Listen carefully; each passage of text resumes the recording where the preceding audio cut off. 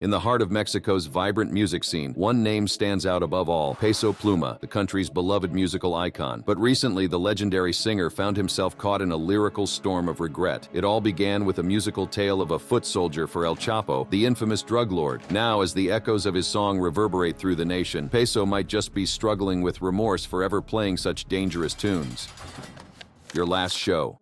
In the vibrant world of music, where melodies paint stories and lyrics echo emotions, the stage often becomes a canvas for artists to showcase their talents. Among these artists, Peso Pluma, the 24-year-old Mexican sensation, has recently found himself caught in the unsuspecting whirlwind of fame, fear, and music. The story unfolds in the border town of Tijuana, where a banner of foreboding hung ominously, casting a shadow over Pluma's debut at the MTV Video Music Awards and his scheduled concert at the Caliente Stadium on October 14th. The banner, a chilling message, bore the signature of the notorious Jalisco New Generation Cartel. It read, "This goes to Peso Pluma. Refrain from presenting yourself on October 14th because it will be your last show due to your disrespect and loose tongue. You show up and we are going to break you." These warnings left Pluma's fans and the world at large in a state of disbelief. The question that begged an answer was, why? Why had the Jalisco New Generation Cartel targeted this rising star of the music scene? The answer lay in Pluma's recent performance at a music festival in Mexico City, where he stood before an ecstatic crowd of approximately 100,000. Holding the microphone aloft, he led the audience in singing the initials, JGL. In Spanish, a direct reference to Joaquin Guzman Loera, better known as El Chapo. The song Siempre Pendientes, in English, Always Ready, boasting a staggering 316 million Spotify listens, followed the traditional Mexican corrido style, narrating the life of a Sinaloa cartel member. The lyrics, which speak of the challenges faced by cartel members and their loyalty to their leaders, made Pluma an inadvertent champion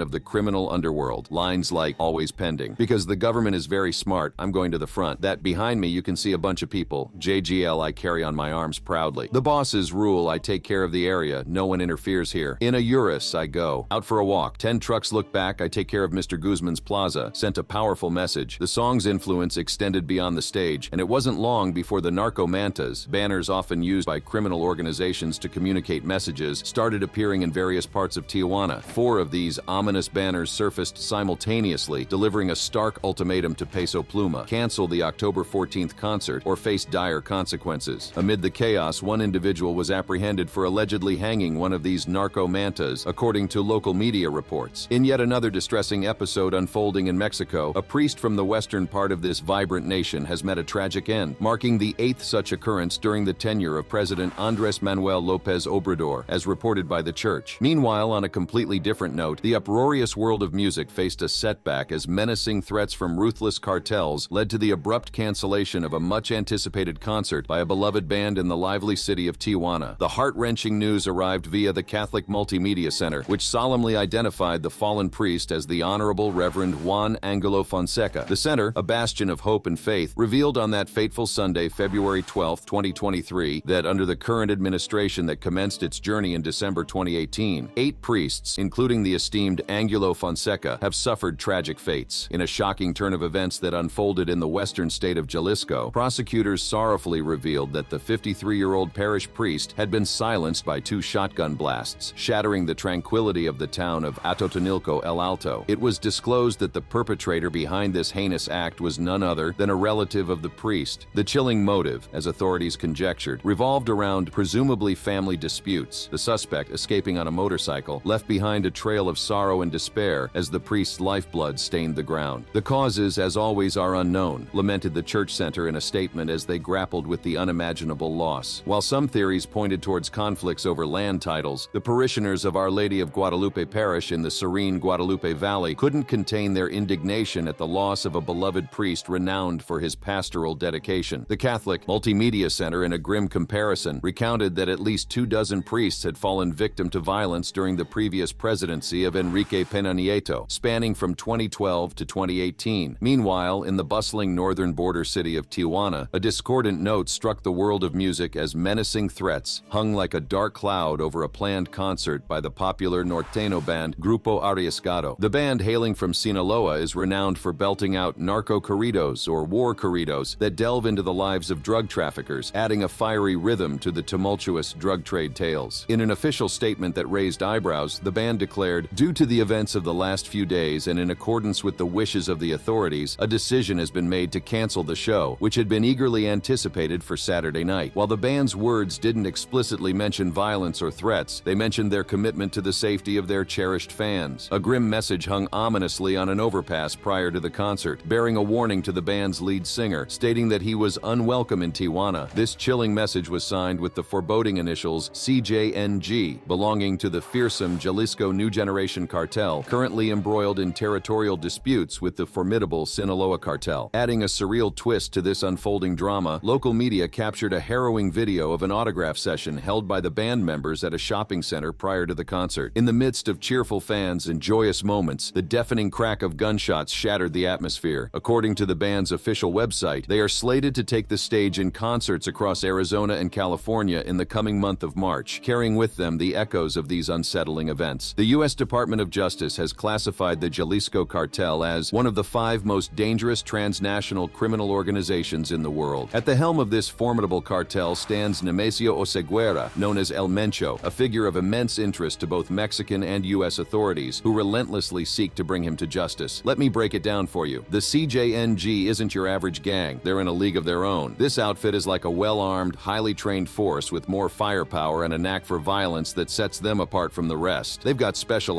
units for various types of combat, like something out of an action movie. Their Hitman training program, it's no joke. It's strict and professional, turning recruits into ruthless professionals. In the eyes of the Mexican government, as of 2020, CJNG wears the crown as the most perilous criminal organization in Mexico. They're like the top dog in the drug cartel world, second only to the notorious Sinaloa cartel. Back in the late 2000s and early 2010s, folks used to think that the Sinaloa cartel and Gulf cartel were friends, like partners in crime. But as of 2021, they're not on the same team anymore. Instead, they're locking horns in Zacatecas, while the Jalisco New Generation Cartel has joined forces with the Gulf cartel against the Sinaloa cartel. Not only that, in Ciudad Juarez, the Sinaloa cartel is battling La Linea, and they've got support from the CJNG. And in that same year, the CJNG is expanding down south, like in Chiapas near Guatemala. They're fighting with their rivals, the Sinaloa cartel, for control of that area. The most dangerous music genre.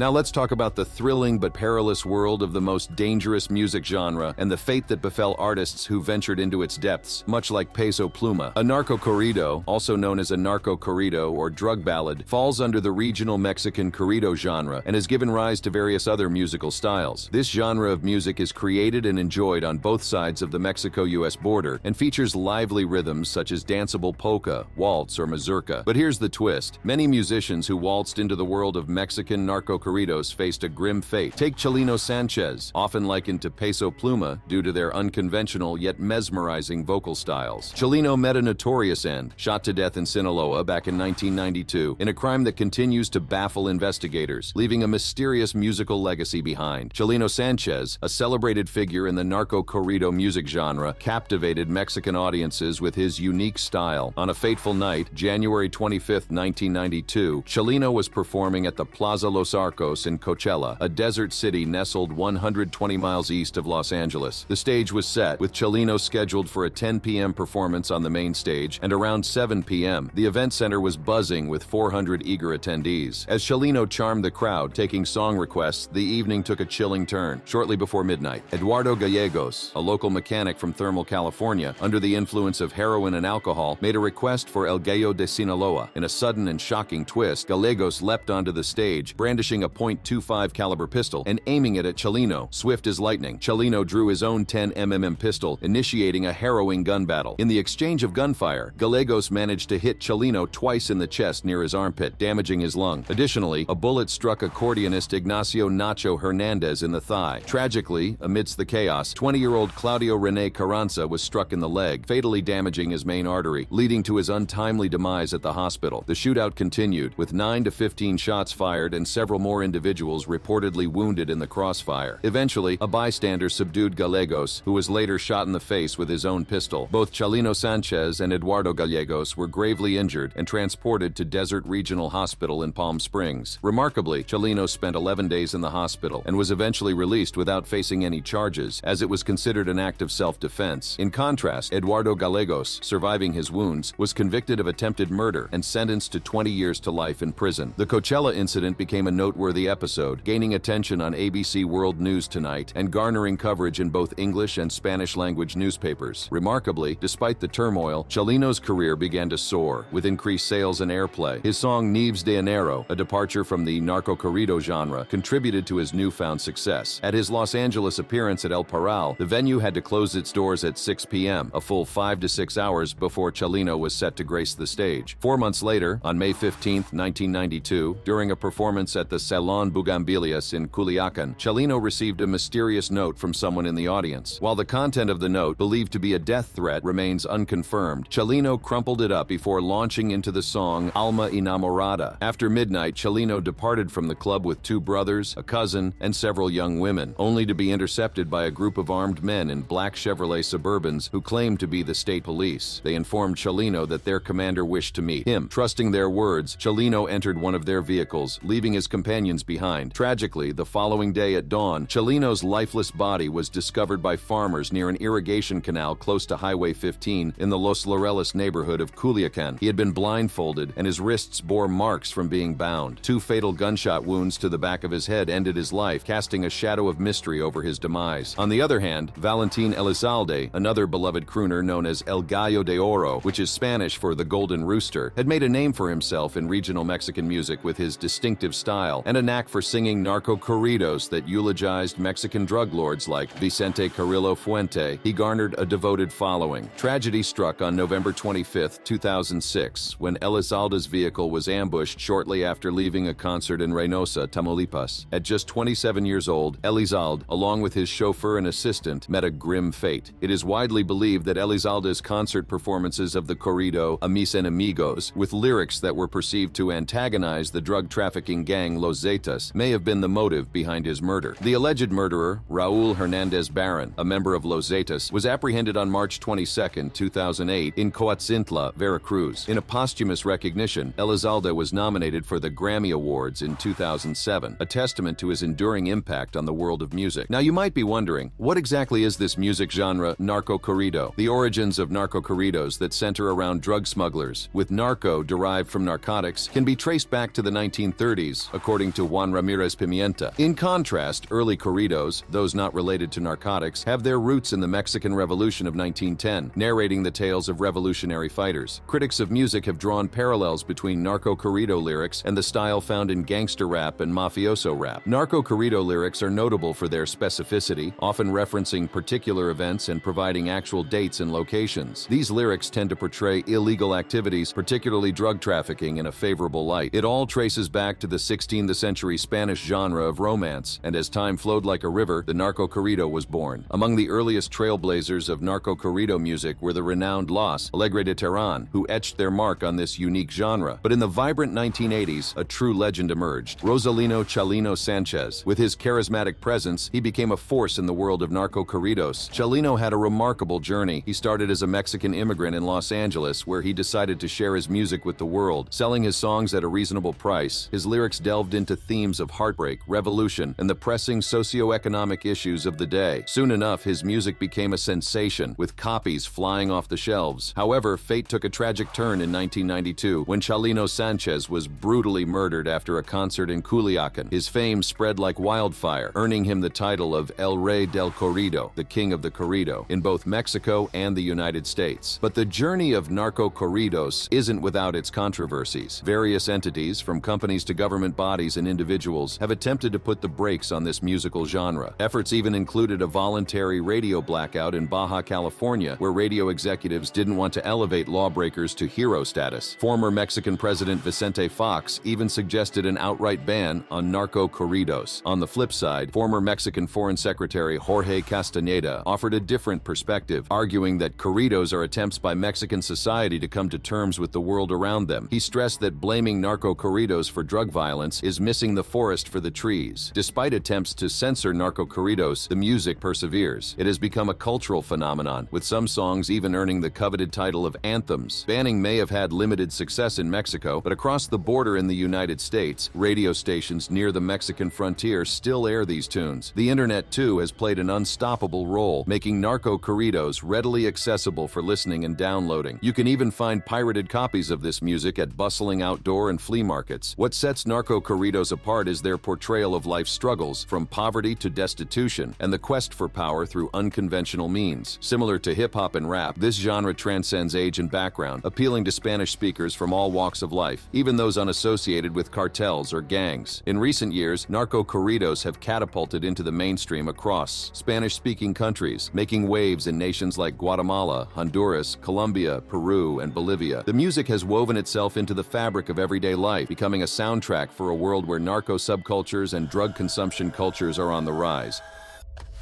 Cartel rivalry.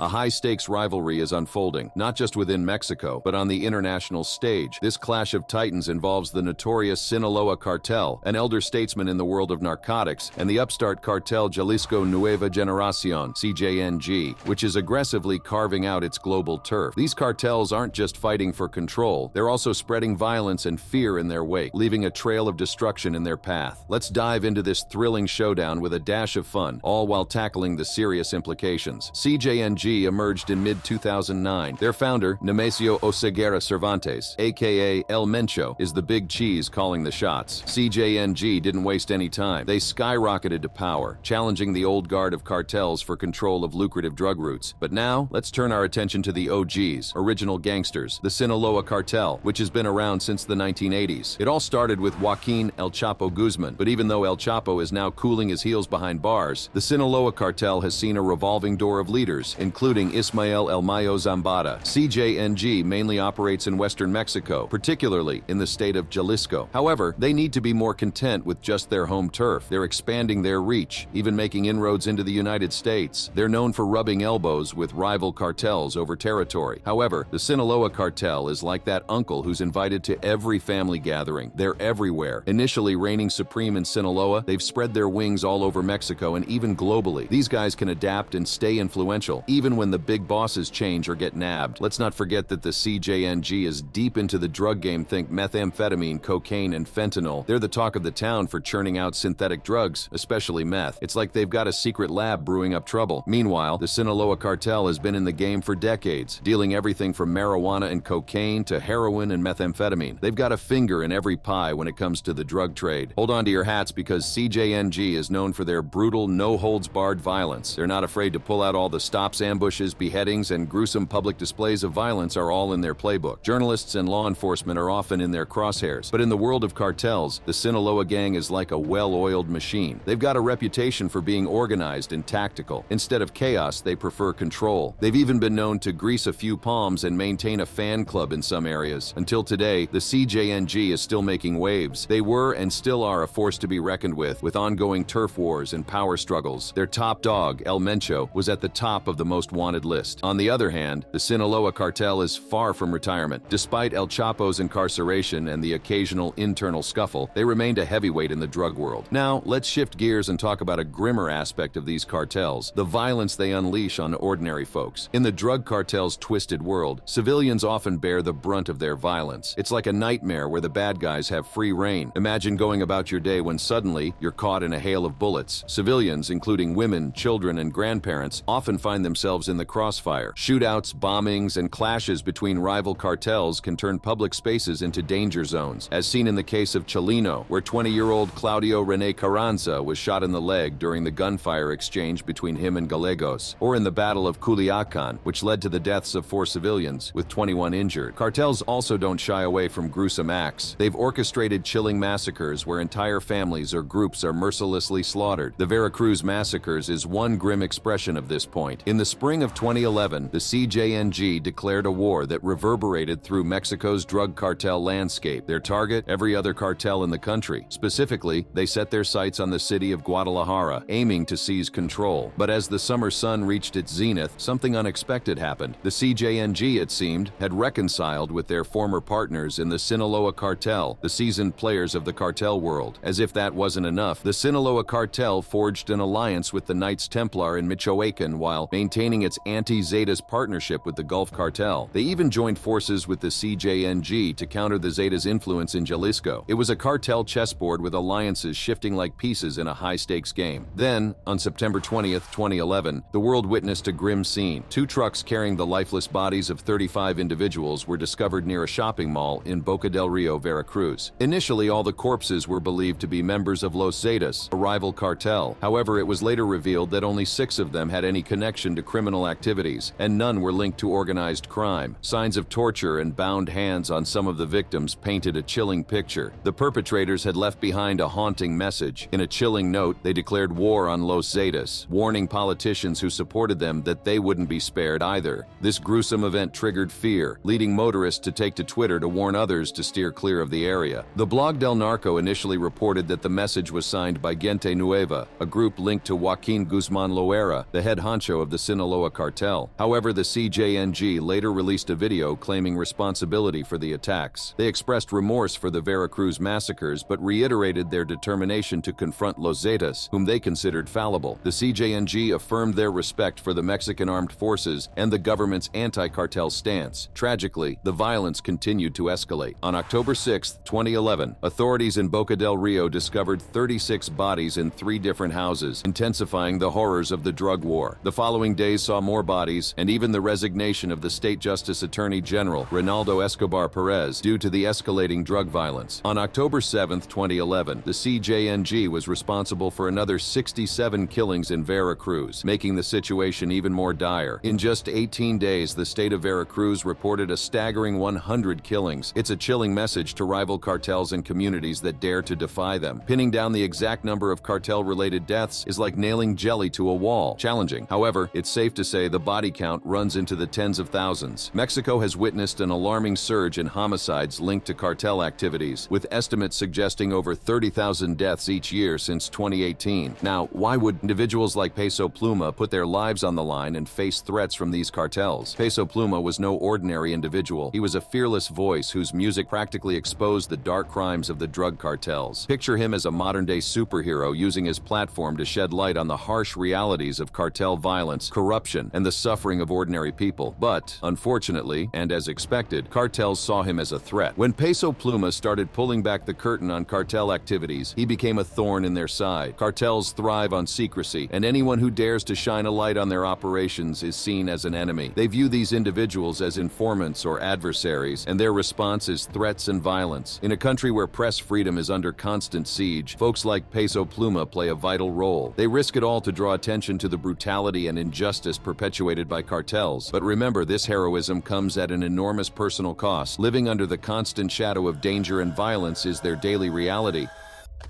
Victims.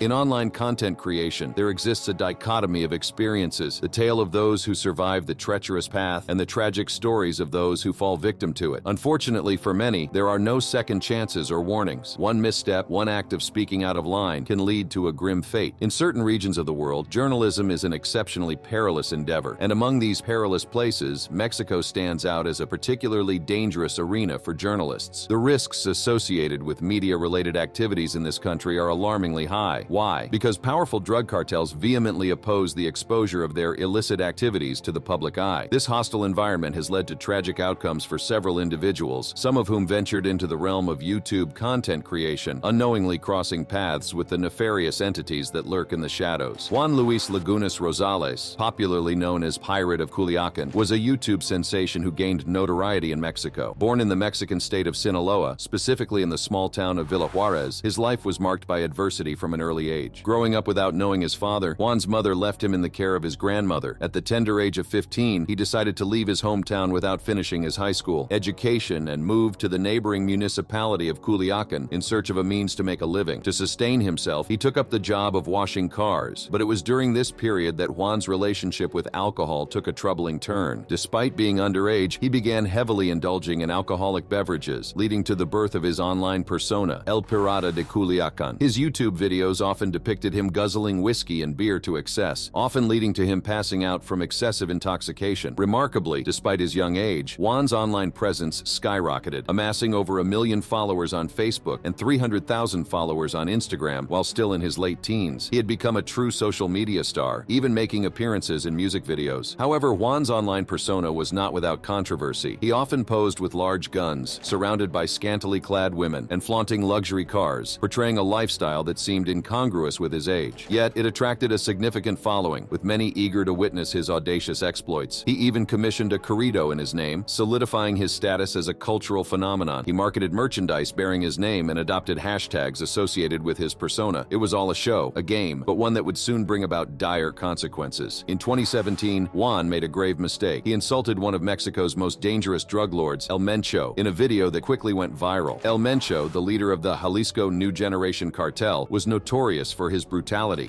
El Mencho, a mí me pela la verga. Juan's video, in which he uttered derogatory phrases aimed at El Mencho, proved to be a fatal misstep. At a bar in Jalisco, a group of armed individuals stormed in, shot Juan multiple times, and left him for dead. He was later identified by his tattoos. Sadly, he was just 17 years old when his life was tragically cut short. The year Juan was killed was one of the deadliest on record, with the country averaging around 69 murders a day. His story is not unique. It is a reflection of a society where cartels exert control, violence goes unpunished, and fear stifles dissenting voices. Leslie Ann Pamela Montenegro, also known as Nana Pelucas, found herself entangled in a fatal encounter with a formidable adversary, a ruthless cartel. In the realm of journalism, her full name reads Leslie Ann Pamela Montenegro del Real, and she was a prominent Mexican journalist, celebrated for her satirical take on political matters. Her sphere of influence extended primarily across the state of Guerrero, where her biting political columns found a unique and engaging medium, video. However, Pamela Montenegro's journey was tragically cut short on February 5,